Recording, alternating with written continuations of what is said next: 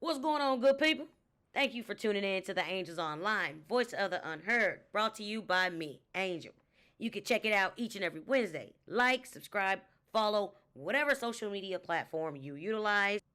If you would like to donate, you can go to anchor.fm/slash the Angels Online. If you would like to become a monthly sponsor, you can go to patreon.com/slash the Angels Online and become a monthly sponsor. But remember, whatever you choose to do, understand and know that you are appreciated. Now, let's get it. Good people,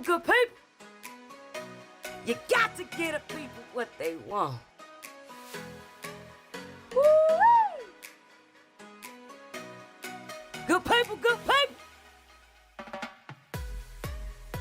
you got to get a people what they want. Woo! Good people, we are here today with Anthony Perry. We gonna call him the hood hero. How you doing, Anthony? I'm doing very, very good. Happy to be here. Happy to support my sister. I'm just happy to be on your platform, doing whatever I can to support you, which translate into supporting some kids. There it is. We also have Michael Turner here with us. Michael Turner Jr. How you doing, Michael? Doing good, living good, highly blessed and highly favored. Yes, sir. There Amen. it is. There it is. Glad to be here. Awesome. So we got Anthony Perry, ladies and gentlemen. Y'all know this is the episode 1 of the Angels Online, but we had to give it to somebody who would really start us off. Anthony Perry, senior customs business partner at Kimberly and Clark, running over $60 million in business. He is holding it down. Graduated Eureka High School class of 2002. All state football, all state metro, all everything. Suburban South long jump, college football, a business administration degree, and a master's in business administration. But what I can say is he started from somewhere, right? Totally Anthony agree. Perry, you started from somewhere. Penrose and Newstead. Where is that at, sir? Northside, St. Louis. You Ah, know, with Newstead, everybody know Newstead Natural Bridge where the library is. I'm closer to O'Fallon Park. Um, I lived on Holly, right across the street from Yeatman School, literally the second house off the corner next to the Bosman twins. You probably too young to know about the Bosman twins, but they yep, yep. kind of famous for jazz. I didn't know too much about them either, but I know they live next door to me. You know, it's the same North Side. You know, everything that's involved in that. It's the streets. There it is. There it is. So at the Angels Online, we connect listeners to real life experiences, personal experiences, professional knowledge, Mhm. where we discuss tough topics, easy topics. Ain't nothing really easy with life. We all going through something at some point in our life. But I would like to hear about your real life experiences before all of this stuff came, before you had that MBA, before you became big time in the corporate world. It all started somewhere. How do you think your story would connect and help our listeners out there? I mean, to give a backstory, my father was murdered 8 hours after I was born. So I never had a male figure really in my life until I say I got to high school. And when I say male figures, it's more so coaches just kind of providing direction. Um, so I come from that, you know, drugs infiltrated, you know, the family, the household. So I come from that background. I mean, typical kids who struggled. I mean, everybody either gang related or gang affiliated. It depends on where you was raised. Even if you didn't even, you know, you wasn't outside, but I was outside. Um, you know, my closest friends, I would say out of the 30 closest, my closest friends is probably five still alive, three free. You know, a lot of people, it sounds so stereotypical coming from our environment, but that's real life. You know, the cycle continues. I've lost multiple to gun violence. I got some that strung out on drugs that you never would think, you know, that would be the course of their life. So I mean, I just come from that background. It's real. I mean, if we want to talk about, you know, the drugs, the gangs, the shootings, I mean, it's happened. I've been around it. I've witnessed it. I've been a victim to it. Had somebody put 25 shots in my passenger side door, hit my kid's mother twice before I had kids. So my background real. It Mm. where I'm at, it ain't nothing but a blessing. So when somebody want to talk to me, I can relate to anything. I mean, how transparent can I be on here? Because if we, I've Listen, done it all. we don't. You cannot Ain't no filter. you cannot make up a story about somebody's life. You know, I'm a realist, and we got to keep it. We're gonna keep it funky. You know what I mean? Because somebody out there is listening, and somebody out there really needs to know what's going on and how they can either get where you at, survive where you've been. You know what I'm saying? So we gonna tell like it is, and we gonna start. We gonna go down memory lane. You know what I'm saying? For right now, did you have any plans for the future, like career goals back then? Are you completely fulfilled with what you have been able to achieve? No and no. No, I never really thought about college.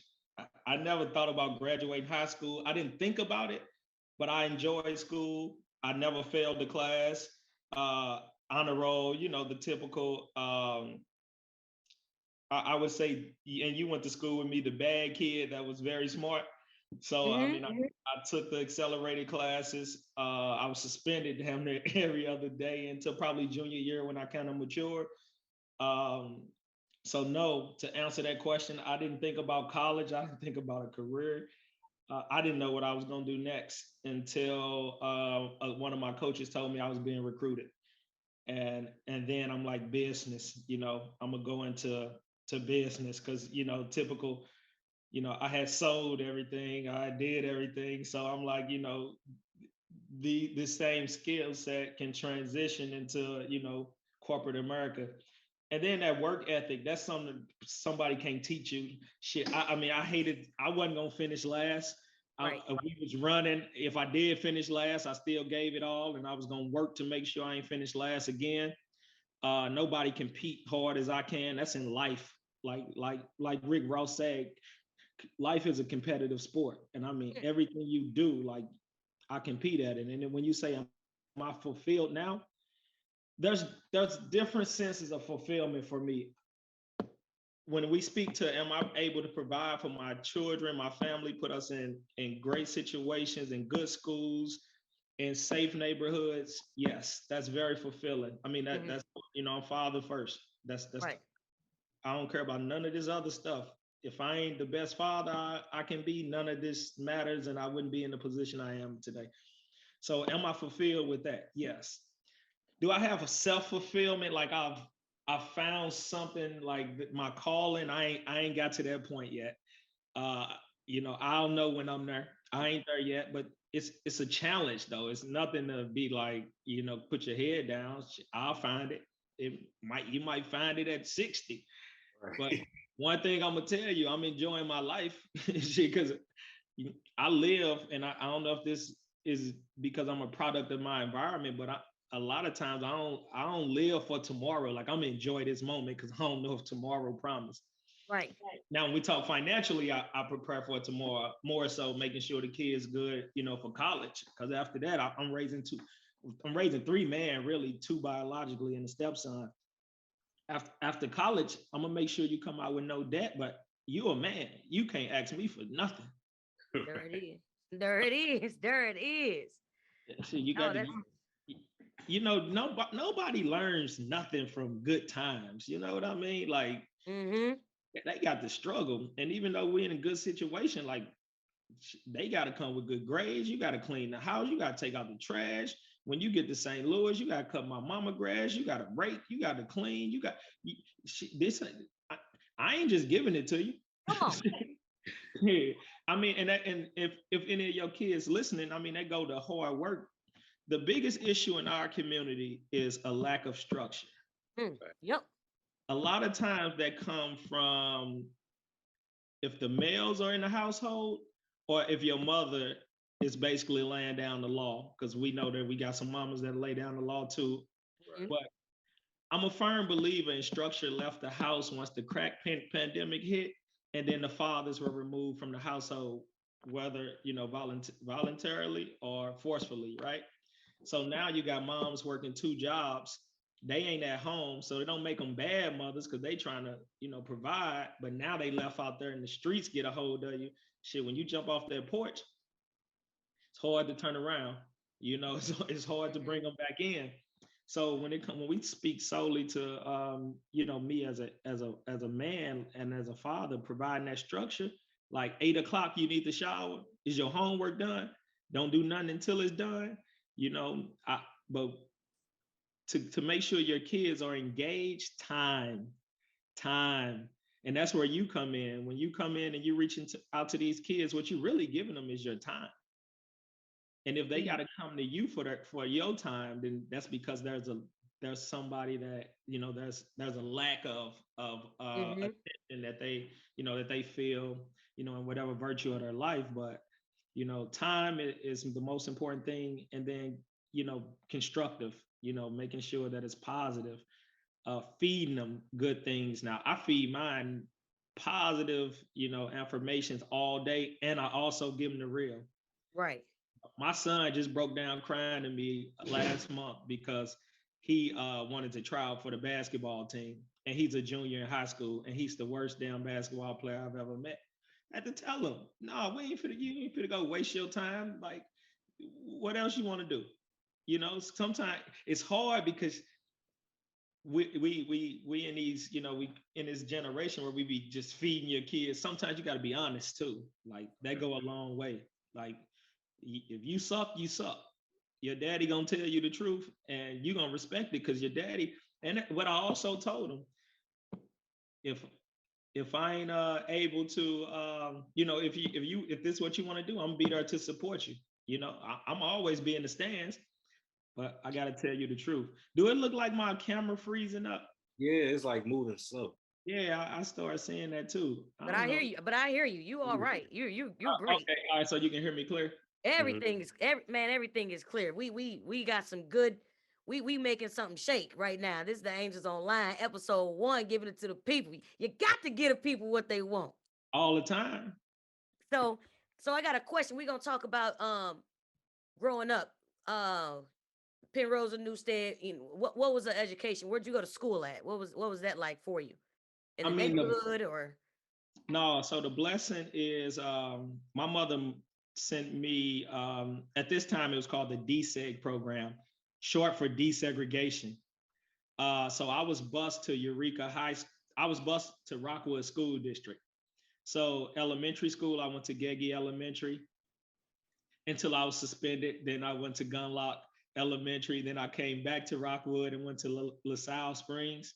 I was kicked out January 1st of my 8th grade year. I never graduated from 8th grade as far as having a ceremony. I never finished 8th grade. I was passed right along the freshman year of high school. I couldn't attend any other schools because I was expelled. So when you talk about a story, this is a real story. So then I ended up coming in Eureka my freshman year. Of course, like I said, you only need one person to see something in you. So like my coaches seen something in me, but I had the other teachers and principals like that thought I wasn't gonna be nothing, and that was cool. See, I wasn't even thinking about being something. I was just enjoying I'll go back and do it again. Good time at Eureka. You finally stayed at one school, and that was Eureka. You finally stayed there. Yeah, so I graduated in 02. Ended up getting a football scholarship to an NAIA school over in Illinois. It's called McKendree, about an hour outside St. Louis. It was just too slow for me. So I ended up transferring to Lindenwood my sophomore year. So within these time, I'm playing football too in college. So that that was paying for the education. I was still taking out them loans. I'm still paying student loans because you know how it is. Got it. It was paid for, but it was only so many packs of ramen noodles you could eat. But, dinner was over at 5, 6. You at 9, you in your room shaking like a dice game because your stomach hurting. Waiting till 6 o'clock to open up. We used to steal the food. You know how you used to like put some in your bag to take it to your room. Look, I used to have Tupperware, put it in there. Yeah, man. So I ended up going over to Linden. I had met my ex-wife when I was 17, 18. So I had my first son when I was 21. I don't even know. I think that was junior year At Lindenwood? at Lynn. Story. My son, my senior year of college, I took him to every class with me. Sat in class, newborn. The only professor that had a problem with it was my dean of business. But my best friend, Mike Snyder, he went to Eureka too, but he went to Lindenwood with us. And it was my capstone class, so you had to pass this to get your degree. And it was right across from our computer lab. So he would watch my son in the computer lab right next to the window, and I was sitting next to the window in the class. So if he used the bathroom or something, he would give me that hand wave. I had to walk out of class and get them together. But in all the other classes, he literally was in class. I tell people he already graduated. You know? Amen. Amen. Hey, you got to do what you got to do. I mean, we was suffering. I mean, we weren't suffering. We was poor. It's me and my kids' mother. Our rent was $400. We struggling to pay the $400 in a studio apartment. We got a baby. You know how that go. And then, so I ended up getting a little part-time job at Continental Airlines, and then I jumped outside a little bit, did a little bit of things that I wasn't supposed to do, until we had to make ends meet. There it is. So they was meeting. There it is. Hey, look, it's respect, respect. Mhm. So I got a question for you. Do you think the desegregation program had any impact on your youthful life? Best thing that ever happened to me as a human. Let me tell you why. It taught me that even though people don't look like you, there's more similarities than there are differences. Hear me out. We Come from on. different areas. That's called culture. We culture different. But when you speak about real life situations and you able to have conversations with these people and they going through the same things your family going through, they got somebody on drugs too. Right. Somebody struggling. Cause us, we used to think all white people had money. Then you get out there, they living in the trailers too. Come Shit, on. they Like, boy, stuff. you broke. Mama getting stamps.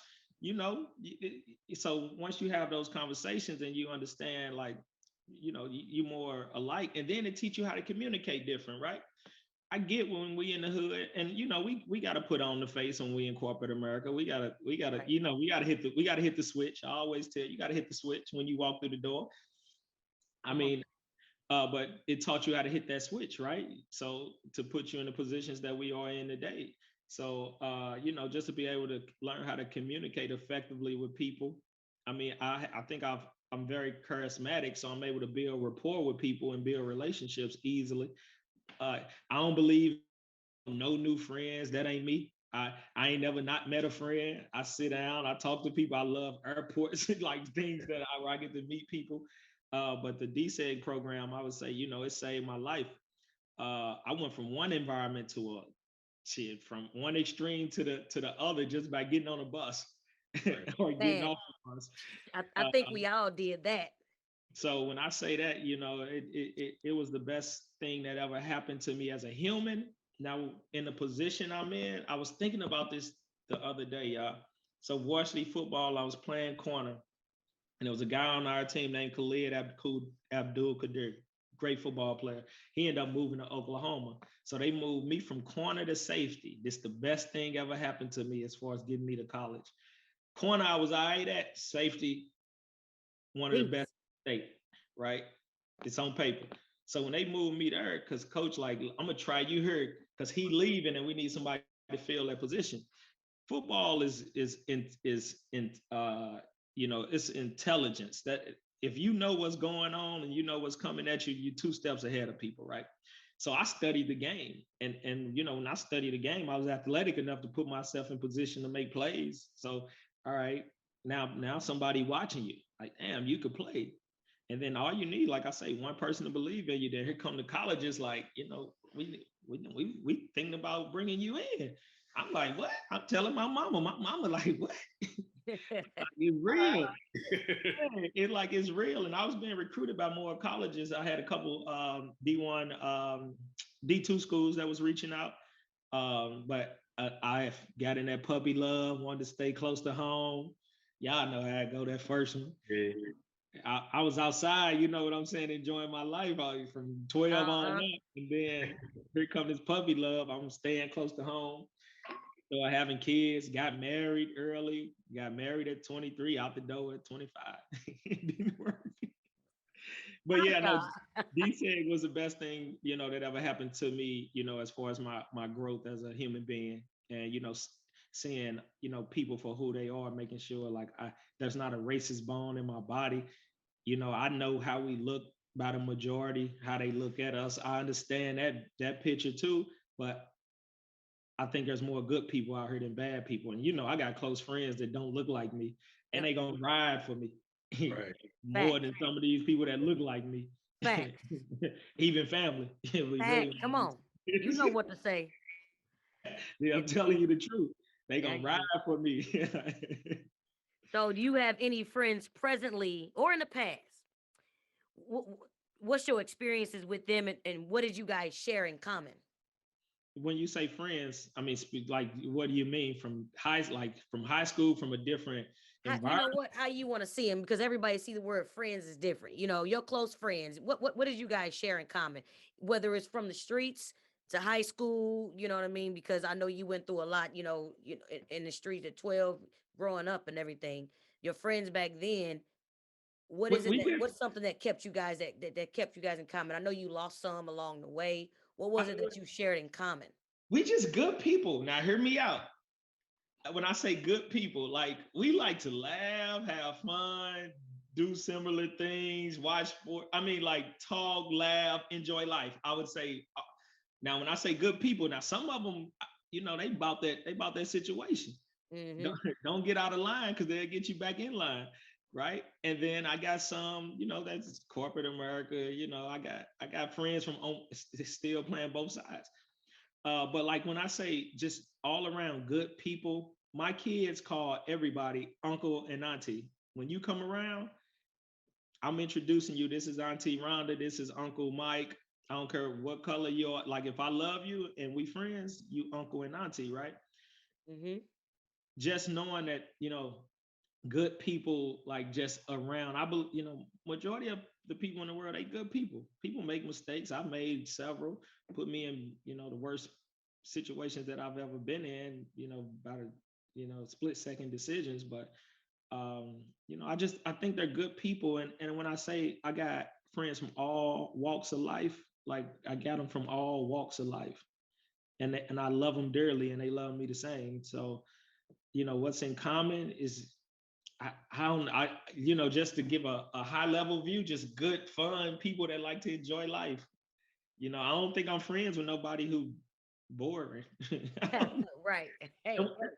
I mean, hear me, like boring. Like I ain't saying they don't like sit in the house and read books, but I'm saying like when we come around, they laugh and give good energy. I guess if that's Energy is important because we got to have a good time, baby. We just trying to have a good time. We trying that's to what catch a good time. because it might be So your last time. come on, you know what to say. So you mentioned I think you said 25 shots in your car, two of them hit your ex-wife. What was it like being shot at? What led to it? Just tell me about that experience. We don't speak on that. Yeah, yeah. So I could just tell you that it make you put things into perspective real fast. Okay, there it is. You got bullets flying through the car, hitting the front windshield, grazing the back of your neck, grazing your hand, hitting her. I mean, I threw her to the ground. We didn't even know she was hit to afterwards. I had three of my friends in the back. They only hit the back door once because they was trying to kill me. Um, it's the environment. You know how they go. Yep. It's both sides if you read between the lines. So I But was 18. you alive. You alive today. Yeah, I was 18. Like, you know Mm. what I mean? I didn't Yeah. have any kids at the time. So Mm-hmm. you, kids make you have a different perspective on life too, right? So I'm 18, I'm wild, I'm knocking people out. Everybody, this is the truth. It can be validated. We doing things that we probably shouldn't have been doing uh, before, because this was our freshman year of college. So to be honest with y'all, we weren't really doing nothing in college because my friends had went off to college. I'm gone. We ran back into the circle that we seen before we went off to school when we was running through the neighborhood. And never two you got two, factions, in the neighborhood, and they never really got along. And it's just, Hmm. it's the cycle. But thank God, nobody died that time, and Good, good. it So is. you were 18. How important has your education been to you since 18, since going through all of that, going to college, having a kid? How important has that education been to you prior to, what brings you to with your kids nowadays? How important was the education? If you talk to my kids right now, they gonna tell you education is the most important thing in my house. It's the reason I'm in the position I am in today. But the backstory, I graduated from college with my bachelor's. I worked for Nestle for 2 years. I started going through the divorce, so I left Nestle in 2010. I pulled all money out of my 401k, moved down on Washington, and was struggling for about 6 months. And then I ended up jumping all the way outside for about 4 or 5 years and didn't even have a job. Nobody ever knew this. At that point in my life, the most amount of cash I had about 350,000 in cash, and I didn't have a car. I'm giving you the story to get up to the point I'm trying to tell you.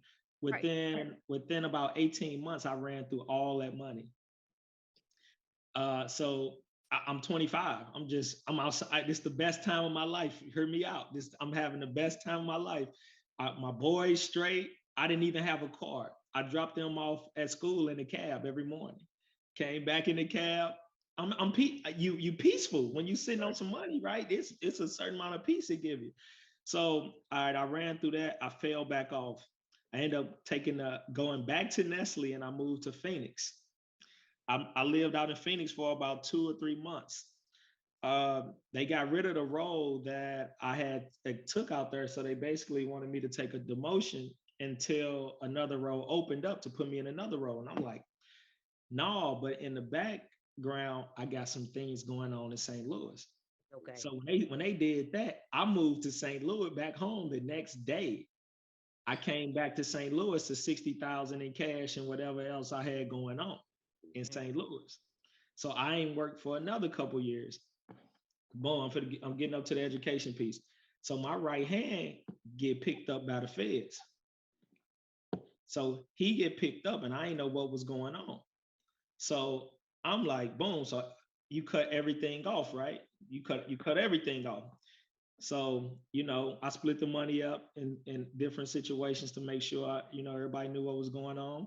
Um, and fell down. I had $0. I had to put all my stuff in storage, and I moved with my sister, with my two kids, and we was sleeping on my niece's bottom bunk bed with my two kids with not a dollar, right? What year was this? This 2000 and like 14, maybe 2015, somewhere. So, all right, so I'm fast forward. So I'm on the floor, bing, bing. I end up getting a job with Murray, paying me $15 an hour. I still got my MBA. At this time, this was like the height of the recession when, right when Bush was leaving, Obama was coming in, and a job you couldn't even find a job. So I Who was the took job with? Say that again. Who was the job with? Murray's Goodwill, the There. Goodwill, Oh, but okay. they Merge Goodwill. corporate Okay. Yeah. corporate office. Yeah. So I was at their corporate office downtown, and then they sent me over to work at Blewett School, Hmm. where George Edwards. Judge Edwards School, but I was working with Goodwill doing their job readiness training with the students. Love the kids. The kids love me. I got that energy. We having fun, but I'm teaching them how to prepare resumes, create resumes, and job readiness skill, doing mock interviews and things like that. And then I went out to different locations and got them job interviews, and then I would drive them there, bring them back. All righty. So I'm making like 35,000. If y'all know what that is, that ain't nothing. Benefits. I got two kids. I'm living with my sister. I'm able to throw her a couple dollars because we ain't all the way back on our feet yet. So I bet on myself. I got an interview with Anheuser-Busch for a temp role. It was Okay. starting me off at 1750, so more than I was making there, but no benefits, no nothing. Hear me out. This is where your education play a piece. The education got me in the door with Anheuser-Busch. I left Anheuser-Busch in 2018. Okay. I left Anheuser-Busch making 180,000 a year. Ooh. I like roads. Your promotions just kept going. I got promoted every year I was at Anheuser-Busch. I end up leaving St. Louis in 2017 and moving to LA. And I actually ran and managed the distribution center for Anheuser-Busch.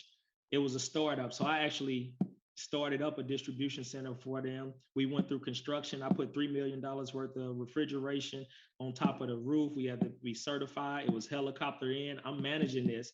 Then I'm managing the 3PL that's doing all the loading, unloading of the trucks and managing our inventory. And I'm managing the security team. All this under me. Mm.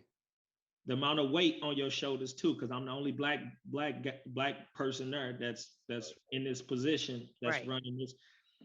When I left there, we were like number 3 in the network. So out of all of our distribution centers, we were performing about the 3rd best on our way to becoming the best one. I left that and went to a company called Kimberly-Clark. My director of transportation for Anheuser-Busch ended up becoming the director of transportation for Kimberly-Clark. She left about 3 years before me. She brought me in for a distribution consultant role, or something like that. Flew me up from LA to Wisconsin. I'm about 20 minutes south of Green Bay in Neenah, Wisconsin. I interviewed. By the time I got back to LA, she offered me the job over the job that I interviewed for. I left that job and I took a $40,000 increase. Not on paper, on cost of living. Right. Because the cost of living from LA to Wisconsin, straight. So what I see in my pocket, about $40,000 increase from LA to Wisconsin. So you just do the math. I was in that role for about 2 years. Not too many people get to have a conversation with the CEO of the company. I had a one-on-one with the CEO of the company right after the George Floyd situation, because I was boisterous about everything that was going on within the company. Making sure that our diversity and inclusion piece was together as a company. That people were held accountable by some of the comments that they were making. People that didn't look like us, who didn't understand the situation or didn't try to understand it. But he was willing to have a one-on-one conversation with me. And back to being charismatic and building rapport with people. We get on the phone. It's supposed to have been a 15-minute conversation. We talked for 2 hours. He like, what you want to do after this?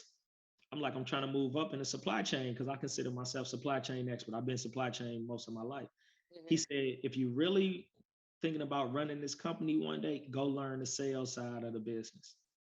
That's what make the company move. I'm like, cool. So he had me talk to the VP of sales and then to some other VPs and directors. And then back to, I'm having these conversations. I know how to sell myself. If you can't sell yourself, you're going to be stuck. I worked my way in. This was the blessing. It was a remote position. So I ended up interviewing, got the job. Now I'm a senior customer business partner. Don't nobody get in this role without no background in sales. Right. I have 0 background in sales. I did it for a couple of years when I first came out of college with Nestle.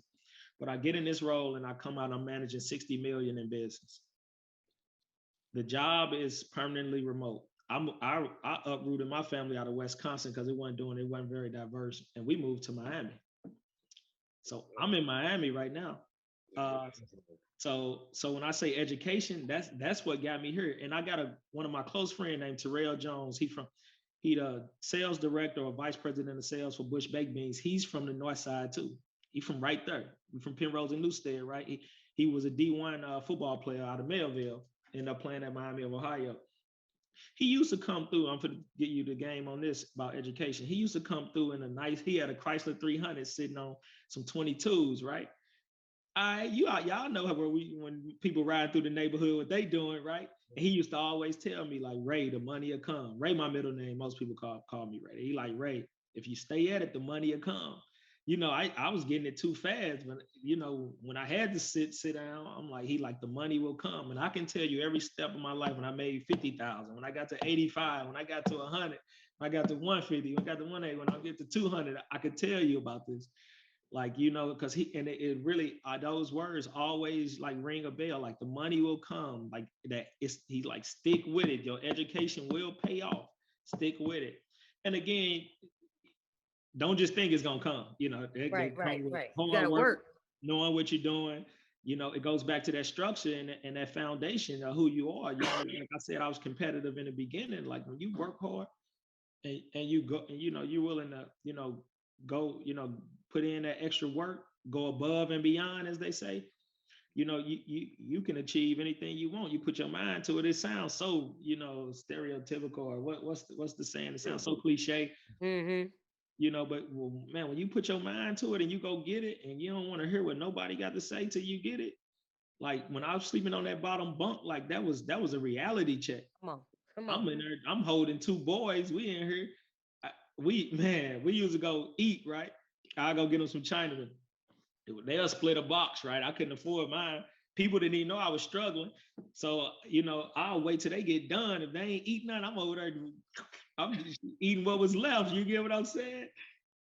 But Man. always, I always had $40 and somewhere to go. You know what I'm saying? If you read between the lines, I always had somewhere to go and $40. I'm gonna lay down. Yeah. Hey, I was worth the going rate at least, I had 40 and somewhere to go. So, but that education piece, where I'm at right now, and then, what it is, right? It's a benchmark for your kids. Like this is a standard. Like it ain't nothing less acceptable. They out here shooting fireworks. So let me tell you the difference between St. Louis and Miami. Christmas, they shooting fireworks. New Year's outside the house, they shooting fireworks. It ain't no gunshot. Look, I heard one the first time I put, I keep the thump on me, right? So I'm like, man, what is going on? I walked outside, man, boom, boom, they shooting fireworks. I'm like, now these are the benefits, You look at it, you be like, okay, let me go here. I guess this what comes with the territory. Listen to this about education as being a minority too. Sometimes it puts you in rooms where you're the only person in that room, or it puts you in environments where you really the minority. Where I live now, it's predominantly Latin Americans. They from Venezuela, like 99%. Probably 60% of them don't speak English. So I'll tell you about the two different environments. We love it though. They don't speak English. I love the culture. I love, it's sexy. It's a vibe. It's fun. Yeah. Now, when we lived in Wisconsin, it was predominantly white. It was very uncomfortable, even for the kids and for my lady, like trying to transition into the community. Like, and you really stick out. You walk in a restaurant, they just looking at you. The landlord asking me, things that he shouldn't have been asking me. Like, are my kids bad? Like, what? Like, what are you talking about? You got to know me. I look a man in his face. What you mean? Don't say, I ain't gonna talk to you no more.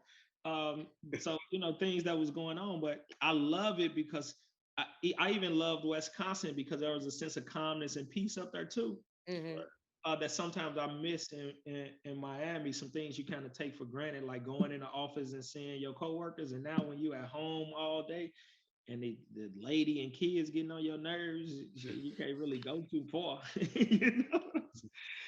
I'm saying? So some things you miss, but Miami is a vibe. It's expensive, but I'm gonna stay here at least until my oldest son graduate next year. Then I might relocate. That's one thing I love about my family and me exposing the kids. That education thing too allowed me to show them some things that we ain't never seen. They've been to Vegas, they've been to LA, Chicago, Miami, New York, Philly, DC, Dallas.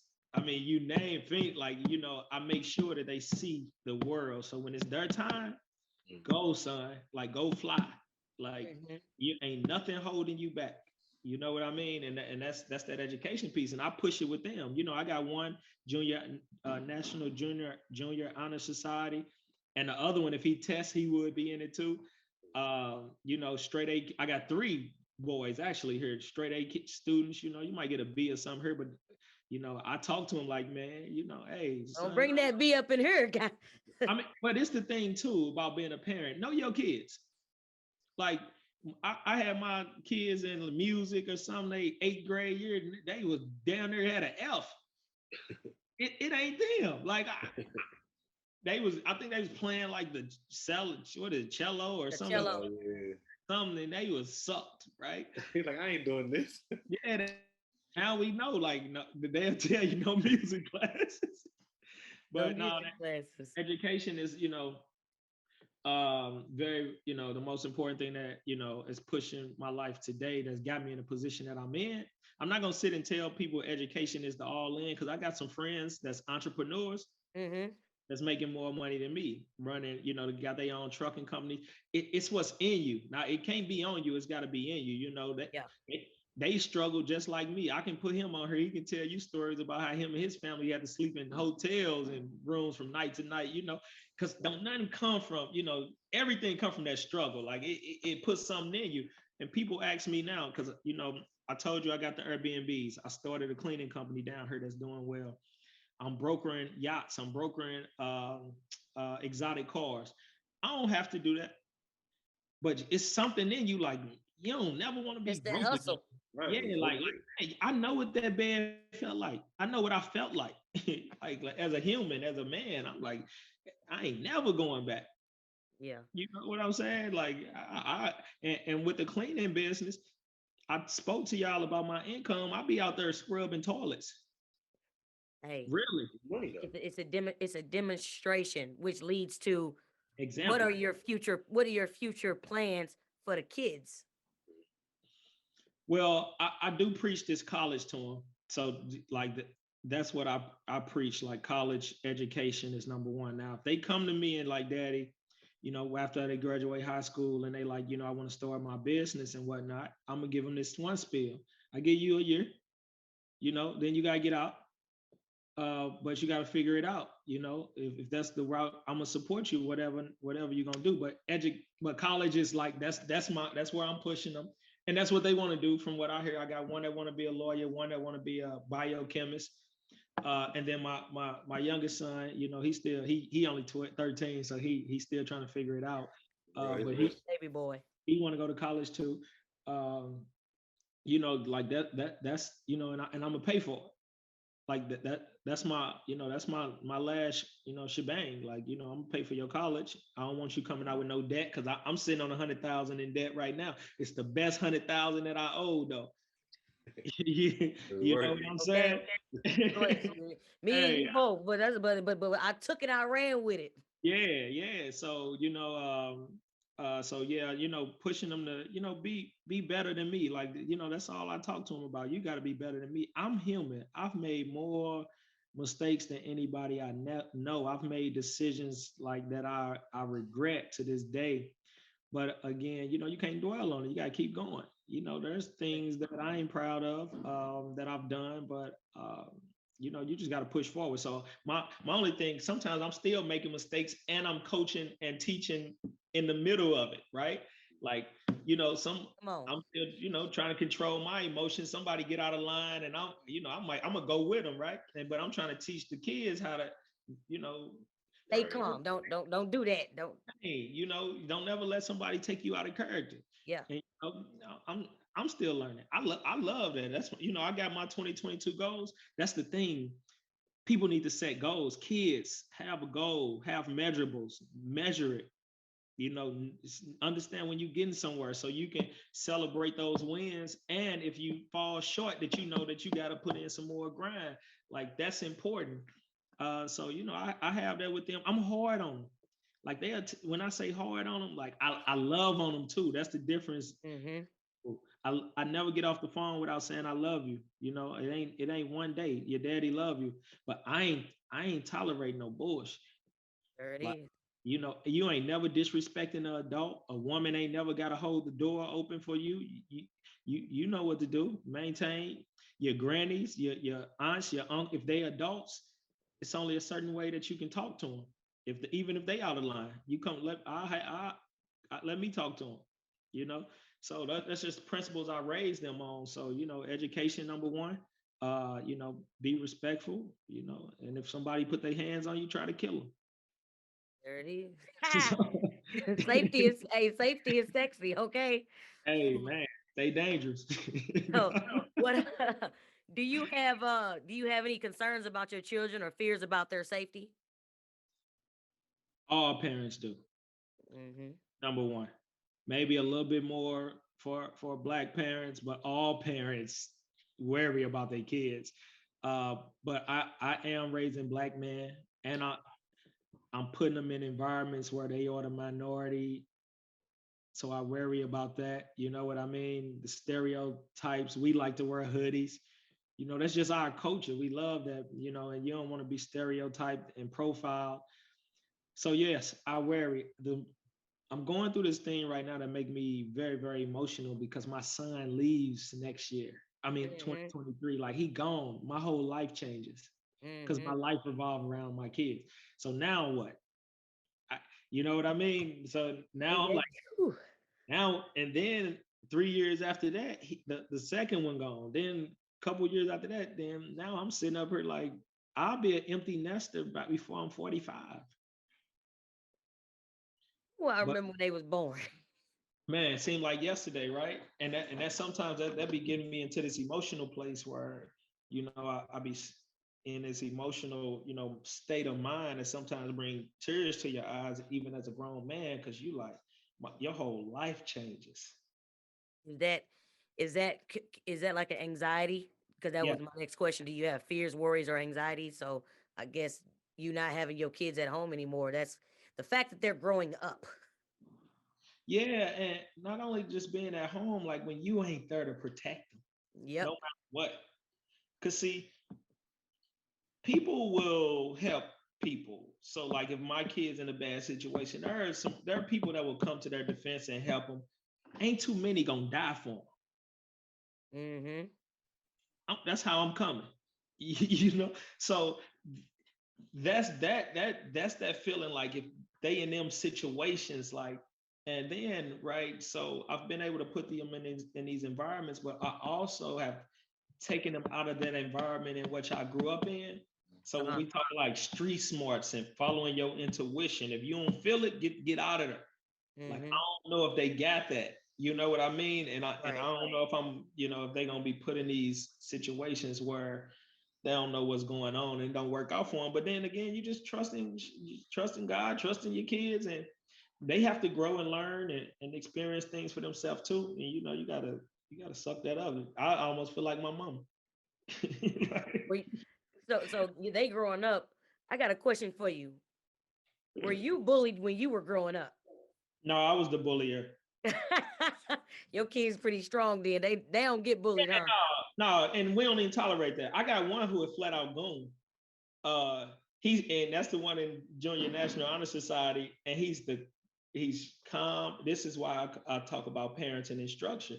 Anytime he put in a situation and he feel like he need to move, he called me. He'd be like, "Daddy, such and such happened. Can I do this?"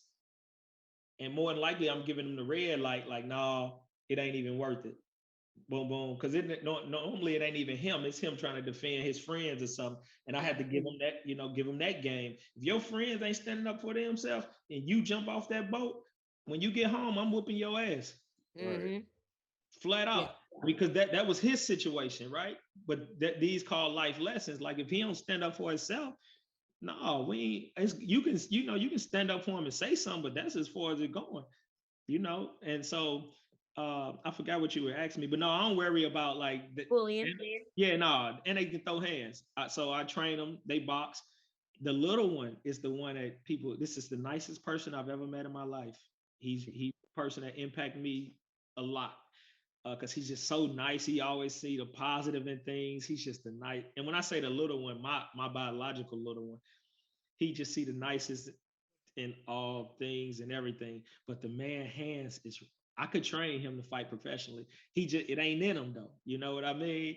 Like I get him out there now. Big bro, stronger than him, hit harder than him. He ain't ready. But like as far as like how you throw a combination, your technique, like it's just natural, right? So I ain't worried about that. Like he the one, like big bro gonna come through. He with it. Jump him, he with it. And then the little bro, the one that know he got to do it because if I go home and I don't help, shit, that's hell to tell the captain. Don't come up in here and talking about you ain't. You better do something. Yeah, but you know what? They ain't never really had no problems. Like they good people. Like They are that's the good best kids. thing I could do. Like all three of them. Like the little one, my lady son, my youngest, basically I'm raising him. Like when I go there, like all the little girl, Reggie, like you know what I'm saying? Like they want to be around him and stuff, but they be like, "Your daddy handsome." They don't even know I ain't his real daddy because his real daddy ugly, right? So, no, no, but nah, you know, I'm blessed with three amazing kids, good schools, and then like the people at the schools, like they be cool too. You know what I'm saying? Like especially in Good. Miami, man, they have these parties that I be jealous of. They be at these houses with pools. They be jumping off the roof. Be lit. Now let me give you backstory on my kids. I got one that's very, very intelligent with zero common sense. This the oldest. I got one that's very intelligent with all the common sense. I make the little one go with the oldest one everywhere he go because he the one that'll be jumping off the pool, off the roof in a 3 feet pool head first. Like So, why you so little bro gonna check him on it. You know that's his conscience. So, because Take him with you. He's going yeah, to. they already know. He be like, "Daddy, can I go to the party if Jordy want to go?" like Yeah, can he go?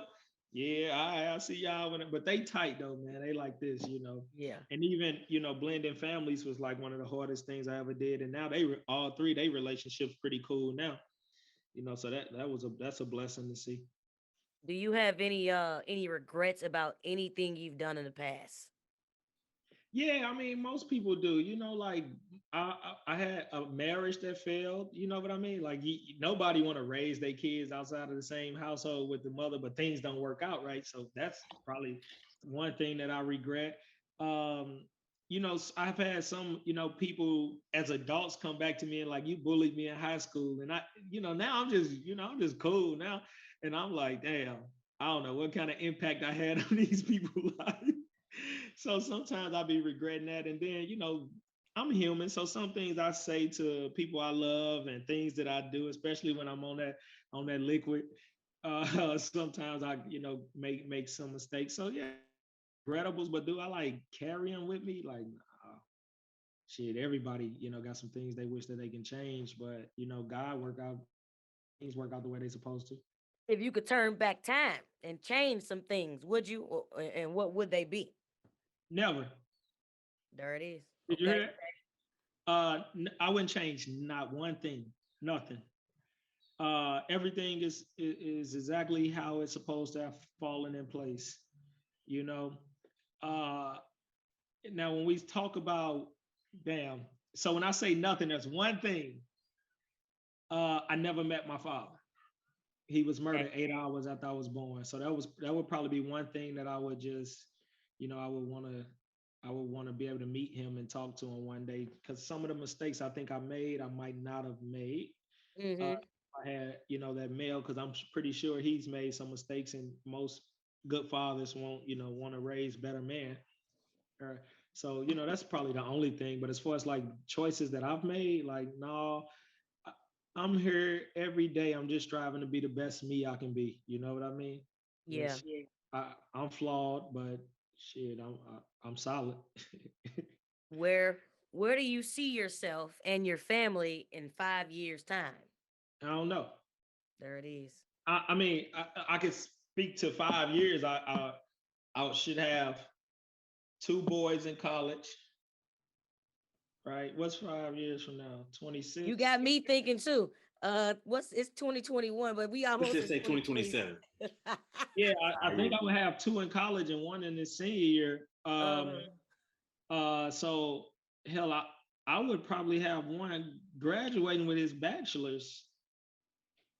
20, no, no, maybe 23, no, no. But he might be. He might have graduated because he if I probably know. be Yeah, Junior or something. yeah, but he might do summer school. I know him, so he probably get it done with. So I probably, as far as like that, that's the only thing that I think would be there. Like as far as my life, I don't know. I just go with the flow. Like shit, You gonna stay in Miami? I, I like LA better, but one thing I can tell you, I'll be living close to some water. That's Right. one thing I can tell you. I like Tampa. Like Tampa. I love Tampa. Clearwater. Ooh. Yeah, that's one of my favorite beaches. I plan to retire or at least leave corporate America after I put all the kids through college. Mhm. Even if I ain't old enough, and I'll keep it like I'm gonna pull all my savings out, and my ultimate goal plan, I'm gonna move into the Caribbean and open up me a little tiki bar or something. Two pair of shoes, two pair of flip flops, pair of Yeah, your shorts best and a life. t-shirt, and Yeah. you know, and that's one of the things I tell my kids, and that's one thing I've been thinking about looking for a plot of land for me to be buried on because I want to be buried looking over some water. Don't bury me off St. Charles Rock Road. That's Right. one thing I keep telling. No, do not bury me in Wellston or Look, Normandy. Like, come on. Like, I did no, not come back to this. Put no, me in the sea, man. Put me in the sea. no. I want to be buried. I want them to be able to come and see, visit, a headstone or something. So I don't want to be cremated, but I want to be overlooking some water like Kobe. So I'm actually looking for that plot of land and start paying for it now. Like shit, if it's $50 a month or something. Right. And now if anything happened to me or whatever, the kids are very, very well taken care. One thing that most people don't do, like I make sure I'm insured. Yeah. What is Yep. it? Six, seven figures. What's a million? Seven. So, Yeah, Mhm. I got a little bit over that on me. So if something happened to me, and they're my big beneficiaries. Like y'all straight, Mhm. what you gonna do? So yeah, like that's the ultimate goal. But 5 years from now, I don't know. Just enjoying life with my friends, getting old. Shit, hopefully enjoying, you know, still drinking and well, I'm trying to not like drinking because I plan on cutting back a whole lot, A but cocktail and being able to sit back and relax. Put your feet in yeah, the sand. yeah, in a healthy relationship, you know, getting some action occasionally, you Growing know, old and being great. hey, the things that we want to do that make us happy. I'm Man, human. this man, you gave us a wonderful, just man, ain't no really just it's good information, it's educational, it's everything. So I usually do a do you. A do you is just a question that you would like to ask the people that people it is to bring conversation, it's to bring engagement to people after the episode and the kids go to school or the friends meet around at a bar. Hey, what was the do you on the Angels Online? It could be anything. What is a do you that you would like for the people? Anything you want. When you say "do you," you mean like a question that you? Yeah, a question. Uh, this is what I've been thinking about lately, and and I know I already got mine implanted. So this is, but I was thinking like about my friends and family, like what legacy are you going to leave? Like, what's Hmm. your legacy? Like, what good did you put out in the world that people gonna remember you by? Right? My legacy. If I asked you what my legacy will be, I guarantee you would probably say father, the type of father I am, right? Mm-hmm. 99% of the people that know me probably gonna say father. That's my legacy. I'm Mm-hmm. gonna make sure I put good people in the world that's gonna impact the world and do great things out here and move some needles for people. Um, so like what are you doing today to make sure you're leaving, a legacy, especially to our parents? Like the stuff that I hate the most, like when I see what they doing to they 2 and 3 year olds, not doing to them, but where they online and the shit that they celebrating as cool and it's not. And then when they turn 16 and 17 and they toting guns and cursing you out, and now you don't know why. Like that bothers me.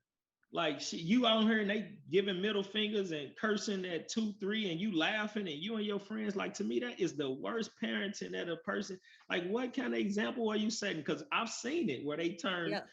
12, 13 and they don't want to hear nothing. cursing you out. They got pistols. They outside, and now they burying their 14-year-old son, and they still don't understand why. And, They don't. then they wondering why. They still don't understand why. They don't even understand that you really dug that hole for them. Mm. That's hard for people to kind of rationalize. Like sometimes us parents be digging holes for our children. And that's something like it's a reality check out here. Like nobody want to bury their son. You want your son to live a good life, be healthy, have a good job, and be safe. And don't push him out into this environment that it's only two ways out of it. Yep. You know what I mean? Like, and I be saying that, like, my son a thug, he gonna be a gangster. Well, my son ain't gonna be a thug or a gangster. He'll beat the shit out your son. Okay. And he know how to shoot guns. So, but they ain't none of that, right? So Right. you raise a good man, and he'll, or a man, I guess, whatever they think that looks like, and he ain't got to be in the street like we buttoned up. Exactly. And So that's what legacy are you leaving? That like I don't know why that had been crossing my mind lately, and I was thinking about my friends, and I'm like, what legacy? And for each one, I knew what they were leaving on me, right? But I don't know if they ever think about that. I had put that in the group chat, like, what legacy are you leaving? So that's do you have a legacy that you are leaving? What legacy are you leaving is the do you, everybody, from Anthony Ray Perry. This has been one heck of an episode. I thank you for being the first episode to premiere officially with the Angels Online. Great Shout out to everybody. It's a blessing, sometimes to just tell your story and be able to open up, and sometimes just to drive some change within somebody. So this is what I'm gonna leave on the table for you. Whoever, them kids that reach out to you. Give us your advice, sir. Give it to us. No, if they want to reach out to me, you give them the contact information. They want to talk, call. Shit, if it get to a point where we need to get them down here, just to sit face to face, just to show them, hey, hard work can get you somewhere. You know what I mean? Or any advice, business advice, I can put you in contact with people. I mean, hell, with you, if somebody just need a therapist, or just whatever it is, if somebody need me on whatever level, just let me know. Reach out, ladies and gentlemen. You can go to theangelsonline.org. You can email info@theangelsonline.org. Go to the website, whatever you need. You can reach out to Mr. Perry. Reach out to me. We'll get you in contact. If you're looking for a mentor, you're looking for somebody that's to talk to, you got somebody. Ladies and gentlemen, stay tuned. Thank you for listening to the Angels Online. Thank you, Mr. Perry. Thank you, Mike, for being a co-host and being tuned in. Thanks. I also want to say thank you too. Go ahead. This is a great platform. This is a great I guess you want to say organization. The things that you're trying to change, the what you're trying to, the drive to, get people to come and kids to be able to open up, and giving them a platform, or putting them in a position where they can kind of be themselves and let out and kind of express themselves, because a lot of us walking around here with all this compressed energy, and we not able to decompress, and then they wonder why we have, mental issues. And I'm speaking solely about me. So when you have that platform where you can kind of open up and decompress, so I want to just thank you for that. You keep going, whatever you need, I got you. I appreciate you. I love you. Thank you. Thanks, Mike, for being on here. The questions were great. Just thanks. Appreciate you. All right. Thank you so much. Tell the family we said hello. Yeah, they in St. Louis with you. Oh. All right. Love you. Thank you. All right. Have a good one. Bye-bye. Right, ladies and gentlemen, thank you for tuning in to the Angels Online, Voice of the Unheard. Please stay tuned for the next episode next Wednesday, each and every Wednesday, and hopefully we motivate, influence, and inspire you. You are someone's angel. Remember, all voices matter. Peace and love from the Angels Online, Voice of the Unheard.